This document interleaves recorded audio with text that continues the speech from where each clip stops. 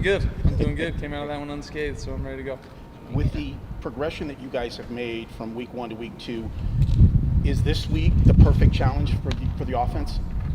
I mean, every week's a challenge. It's the NFL. You go out there. Doesn't matter who you're playing. You're up against, the best of the best from college football that have, made their way to the NFL. So it'll be another challenge for us. Obviously, Philadelphia is a really good football team, defending champions, and we're going to their place. So it'll be a huge challenge for us, like every week is. But yeah, definitely have a ton of respect for them. Very talented team, really well coached. Do a really nice job. How long did it take you in the offseason to mentally, emotionally get over that loss and being so close? Good question. I didn't really try to keep track of it, to be honest with you. But yeah, definitely. Anytime, the closer you get, and if you don't get there, it stings. So, you look back at the tape, you watch some of that from this week, just because it was the most recent time that we played them, and realized that we were close in a lot of areas, and then a lot of areas we need to clean up as well. So, difficult loss, like they all are, but especially that late in the season, for sure, it's one that sticks with you a little bit. And obviously, early last year, we were talking a lot about red zone. Every year is different. Every game is different. How do you view that going into this week, learning from last week? Yeah, I mean, I think, it just comes down to executing and obviously the keys to the red zone, taking care of the football, running the football, and then when you get opportunities in the pass game to make them, go ahead and make them. And, we didn't do some of that. We did it sometimes, and we scored touchdowns. We didn't do it other times. We didn't. I don't know if you're ever going to be 100% throughout a season, but you just try every single time you get down there to make sure you ratchet up the intensity on executing it and doing it with physicality, and we do that, we'll be in a good place. Despite their success, the Eagles secondary is still pretty young overall. Where have you seen the growth from them? It's just week 3, but since the last time you faced them. Yeah, I mean, I think the guys that were, rookies last year, or young guys last year, are doing a heck of a job. I thought they played great last year, to be honest with you, and it feels like they've kind of, picked up right where they left off. A couple new pieces in the back end, but guys that are really talented.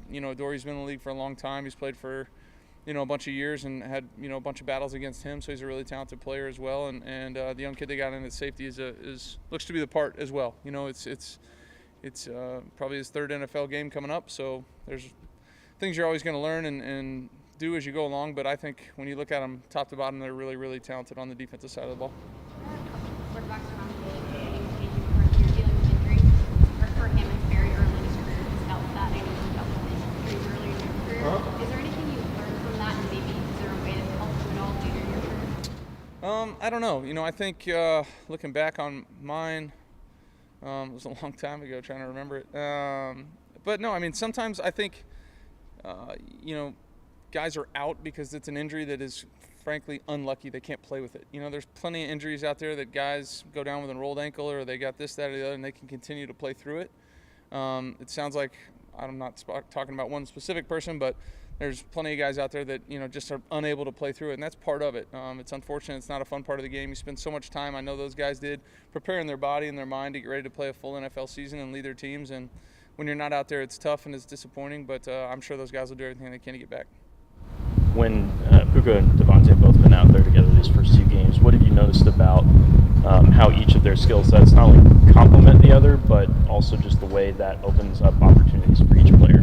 Yeah, I mean, it's nice being me, It's nice being me and lining up and knowing that we got 2 guys that really got more than 2, but those 2 guys have done a heck of a job in the last couple years. Obviously, Devontae a little bit, a few more years than Puka, but done a great job in the last couple of years making big plays, and that's what's showing up to me. These guys are, when they're getting their opportunities to make plays, they're making great ones.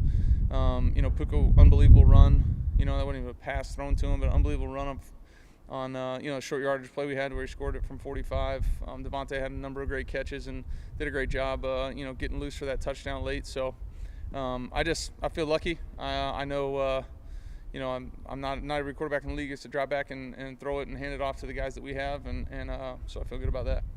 You're throwing to a receiver in the game. How much are you thinking or processing their preferences as far as ball placement and things like that in real time versus it being second nature in the moment? Yeah, no, I don't think it's that. I think any ball that I throw to them, they're probably fired up about. As a receiver, just general rule, they like it when they throw it to them. More so, what can I do to help the play? Am I trying to tell a guy to slow down by throwing it on his back shoulder? Am I telling him he's got room in front by throwing it out in front? Or am I offsetting it from a defender he can't see? Those are the things more so than hey, I'm trying to, Devontae likes him on his shoelaces to go and pick him up off the ground, right? I don't think, he's probably fired up on throwing him the ball, but second of all, I'm sure he would like it, more on the face mask. Although the last week probably needed to be in a down and away spot. But no, I think more so just trying to, how can I help the play be successful, whether that's out in front, behind, doing anything I can. And I'm not always going to hit it right where I want it, but that's the thought. Is there a key to scoring on the first drive other than execution? I mean, when you watch all the NFL games on Sunday, let's face it, offenses don't score on the first drive, at least a touchdown, more often than they get stopped. Yeah, I would say, sometimes you go out there and you line up and you execute perfectly. They play exactly what you think they're gonna play, and it looks and feels exactly like what you thought it might feel like. And other times, you may not execute the right way, or it looks completely different, or a myriad of things. So it could be anything. There is sometimes a feeling out period in a game. Other times it's like you line up and you go, oh man, it's exactly what we thought. Here we go, let's roll. And then it boils down to just executing and making plays. Not every play call is called into the perfect defense, and I might have to check one down or move it around. So the better I can do at that, of keeping the ball in play and giving our guys opportunities, the better. But I think probably around the league, that's why you look and see that. Hey, this is what we think is going to happen, or this is what we think might work, or hey, let's see where this end is playing, or that tackle is playing, or whatever it is. And sometimes you got to punt, or you kick a field goal, or whatever it is on the first drive, just trying to figure out what to do next.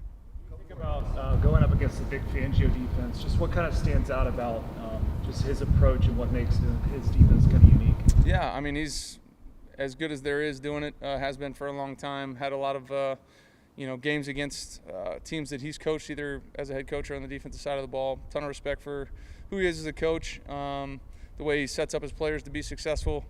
They got a ton of talent on that defense at the moment, and they're doing a hell of a job letting those guys go play. When you look at his defenses, they're multiple. He'll match personnel, he won't match personnel. He'll pressure certain games, not pressure other games. He does a really nice job of mixing it up, keeping you on your toes, and making you think as a quarterback and as a coordinator. When you play Super Bowl champs in week 3, does this feel like a measuring stick game for this team? I mean, anytime I put the pads on, I feel like that. It doesn't matter who we're playing. You go out there and prove it as a team, prove it as a player every single time we go out there on Sunday. Doesn't matter who we're playing. Obviously, like I said earlier, a ton of respect for the Eagles, their coaches, their players, what they've been able to accomplish in the last couple of years. So it's obviously a great opportunity. It's going to be, I'm sure, a great environment there in Philly, and be a big challenge for us.